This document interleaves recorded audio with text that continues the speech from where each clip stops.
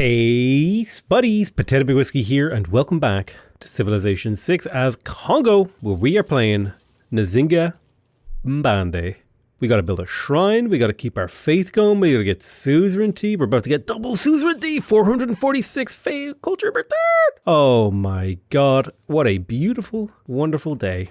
Now, I think we just met Brazil for the first time, which means we want to get open borders with this good man. Give me those open borders. Also, here's a resident embassy. I'll get a friendship with France. I can now plant lumber mills and plant forests and then put lumber mills on those forests. So we're in a very, very nice place. Bop down to the old national park here, buy ourselves another tile. What's that, a naturalist? Oh, don't mind if I do. What do we got to sell? We got luxuries, sell off those luxuries. Can I buy some luxuries? I can. Thank you very much for your spare luxuries, my good sirs. Any great works on the go? Oh, is it religious great work? I will go ahead and buy that.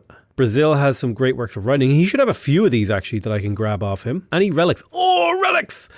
Give me those relics. Oh, I can't move this goddamn... I want to fill my capital with relics. I cannot wait to get these yields filled out. Look how nice this is. Dude, getting a religion as Congo actually turned this into like a straight up just broken civ. Like it's actually just busted.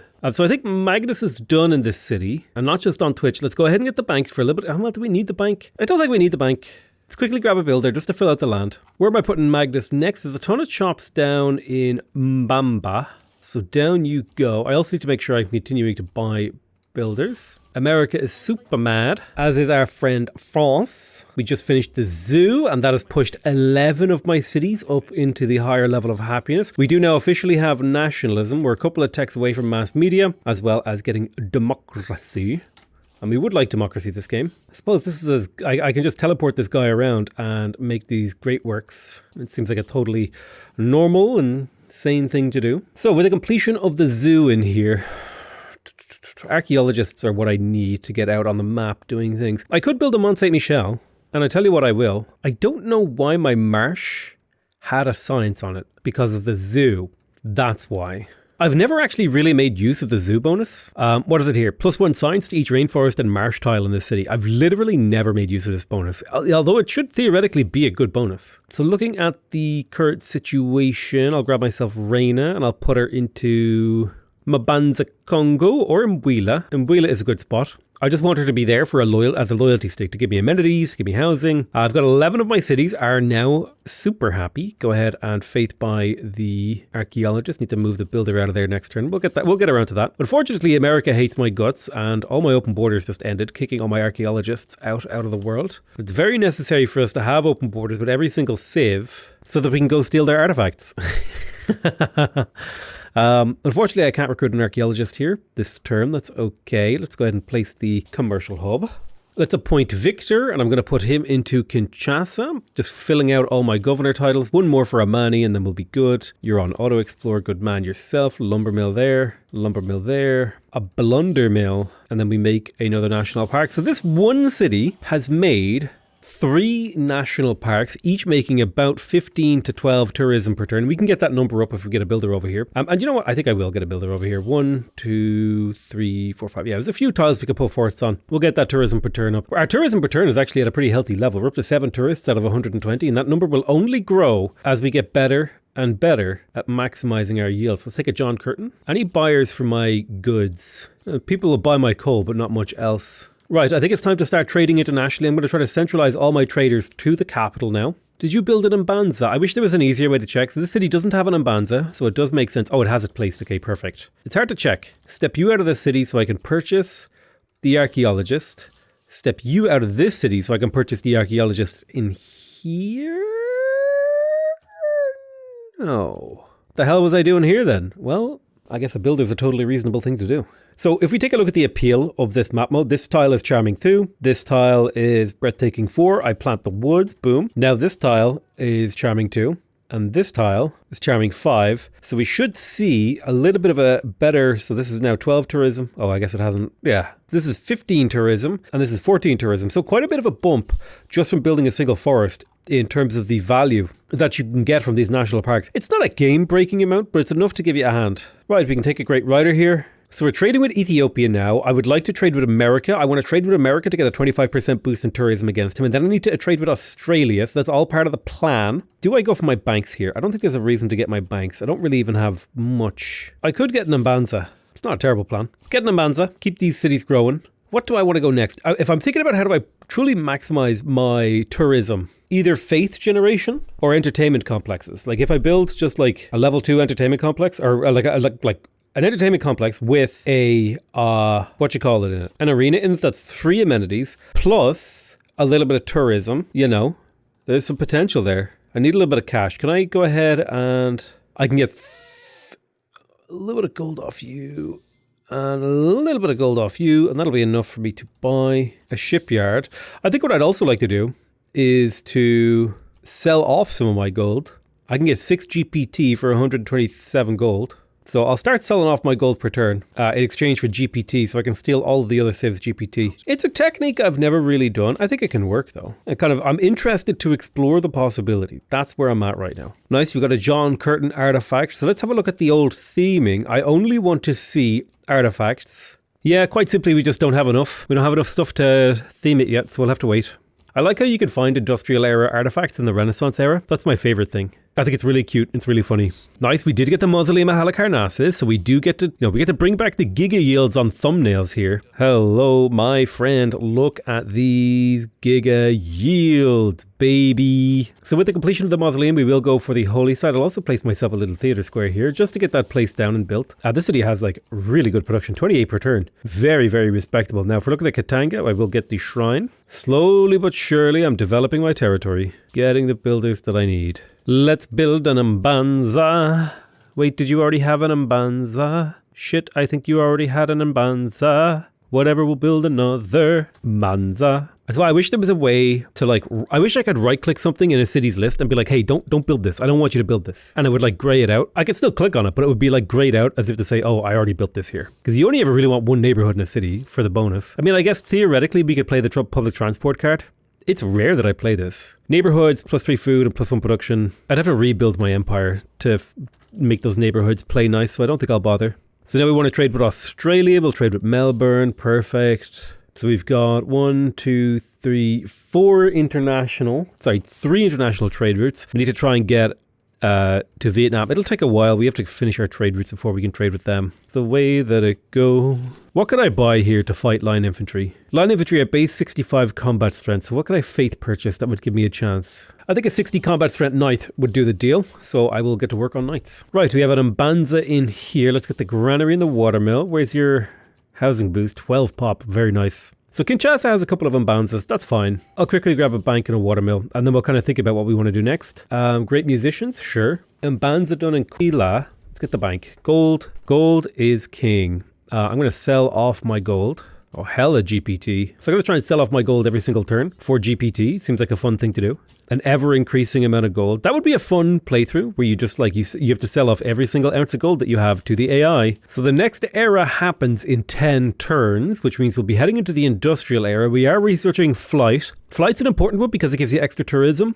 From any improvement that generates culture will also give you tourism once you have flight. In terms of civics, we're going to go ahead and pick up ideology. We also have Cristo Redentor. So whichever city I have that has the most production, which is probably my capital, I'll go ahead and grab Cristo Redentor. And I guess there's as good a tile as any right there. Only a few turns till St. Basil's Cathedral is finished. It is a bit of an unfortunate location for St. Basil's, considering it gives you a huge boost to your tundra, and that is nowhere near the tundra. I would actually like to have cash here so that I can buy my archaeological museum. So let me see if I can sell some stuff. Can I buy some gold here? Or I'll buy a little bit of gold off you. Then I can gold purchase my archaeological museum and then faith purchase my archaeologist. Do I want to buy a wave of builders before the era ends? That's a good question. I probably should be faith buying builders out of Mabamba, and I should be getting my trade routes into my capital. I want to make use of this faith before it loses some of its uses.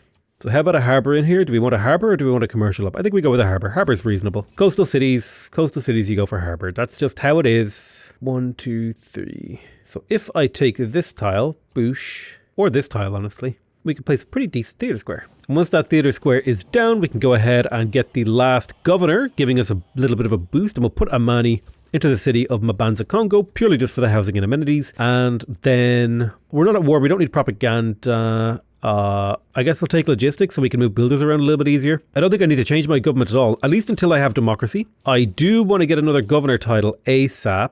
So once we have mobilization, we'll be able to put a governor title into Void Singers, because we'll go from the Renaissance era to the Industrial era, and then the mass creation of relics will begin. So we're on the verge of the relic explosion, the Relsplosion, if you will. The resplendent Relsplosion. Did you talk to the guy? Oh, we have another golden age, which is actually bad. We don't want a golden age here. Well, let me rephrase that. It's not bad. It's just not optimal. Ooh, we are going to get a couple of more sculptures. Can I finally shift this crap out? Okay, you're shifted out. In comes the relic. Oh, baby. Look at that yield. 10 food, 10 production, 20 gold, 5 culture, 33 faith, and 52 tourism. I want to get more relics in there to really show that off. But man, oh man, it's turn 150. It's turn 150 and we're 258 culture per turn. 260 tourism per turn and 660 culture per turn. This is perhaps the most OP civ in the game. I'm not even joking there. I don't need any more gold. Really what I need is just more faith. What do I need? What would help me win this game faster? A single industrial zone could be quite handy. I'll build this one on the edge of my empire, out of the way of anybody. This will be a 3-city industrial zone. Not optimal, but I will get another industrial zone somewhere over here as well, and then another one down here. So 3 industrial zones should be more than enough to power my entire civilization. So I want to trade with Ethiopia because in Ethiopia, I really want trading posts. So what's the fastest trade route we could do? Mbwila, I don't need that trading post. I could get a trading post in Mbuji-Mayi, and I will do that because that'll take 32 turns. And then I'll trade with Harar. Just need to get those going. Go ahead and faith buy more builders. I'm going to be sad to see the faith buying of builders go the way of the dodo. But that's life, isn't it? You don't get to keep all your bonuses forever. I think we made good use of that ability. Like really good use. Like our entire empire is like giga developed. I'd love to have like a stat that would tell you what percentage of the tiles in your empire are improved. We have a 15 pop city, another era score. We also just unlocked flight. That'll be a tiny trickle of tourism if we have any improvements with +1 culture on them. Can you get the kill for me? Thank you. So I think a builder down here would be in order to finish off these things. You want to head up to that. You're going to come here. We'll do a little bit of harvesting. Drop a theater square. We might be able to crank out this theater square. Okay, so we could send envoys. We don't need to send envoys anywhere. We just need to hold on to the ones that we have. So I'm going to hold on to my envoys, keep them in my back pocket, and spend them if our suzerainty of any of those critical cities gets, challenged. Boom, we chop here. That will get us St. Basil's Cathedral finished. We do a little chop over here. St. Basil's is now done. We get started on the Christo. That'll take about, it'll take a little while. 18 turns, it's not too bad. That will mean that all of our religious tourism that's going to be coming from relics in a few turns will be completely undiscounted. Did I just spend a governor title that I was supposed to hold on to? I think I did because I'm dumb. I was about to use a different word. What a catastrophe. Accidentally spent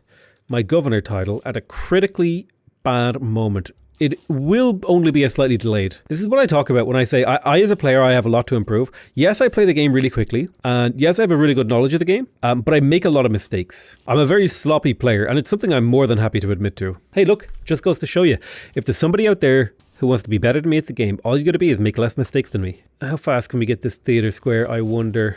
Might be able to chop it out, we'll see. I'm trying to chop out these theater squares so I can do chop throughs. What if I purchase the archaeological museum and then faith buy the archaeologist? God, we got so many archaeologists this game. It's super nice. Super nice. Super nice.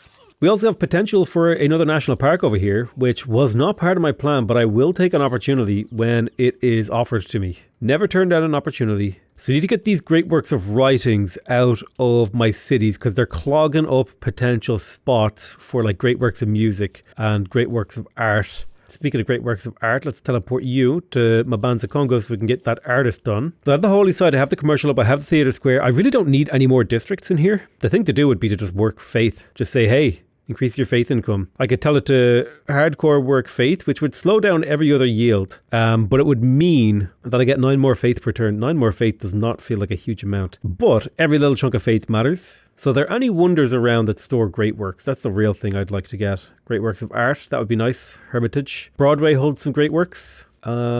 It's a pretty low production city. It's a 39 turn Broadway. God, that's a really slow Broadway. I'll do it anyway. It's the kind of sicko that I am. Right, there's the Mont Saint Michel. The nice thing about the Mont Saint Michel is it gives me room to put up 2 more relics. And what else do I need? It'd be nice to get the Bolshoi Theatre, get all these late game wonders that hold great works. Why don't you go ahead and build me the Hermitage? You are going to build me a entertainment complex purely to try to drive these amenities up higher. Could I perhaps buy some luxuries?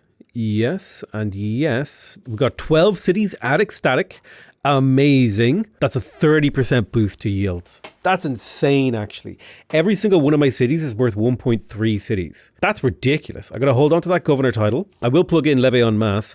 I need that governor title in 5 turns, so that's why I'm going to try not to spend it. I might spend it, though. I am that kind of guy. I do spend things sometimes. Speaking of spending, I'm sending all of my tourism to the moon, baby. One thing I'll be real with you about is I'm super not looking forward to micromanaging all of the cultists. That is the one thing about the Secret Society culture victory that I abhor. I abhor it. It is awful. Okay, maybe we can sneak in one last archaeologist here. If we buy this archaeological museum and then Faith buy an archaeologist, can I squeeze in more? No, I think that's about as much as we can get done. I mean, we got so many archaeologists. Like, I own half the world's archaeological stuff. We're back in our happy place, except it's more like a crappy place. We're going to dig up some archaeological shenanigans. You know what I really like about having a mouse when I'm playing a game is that I can really, like, you know, put a lot of venom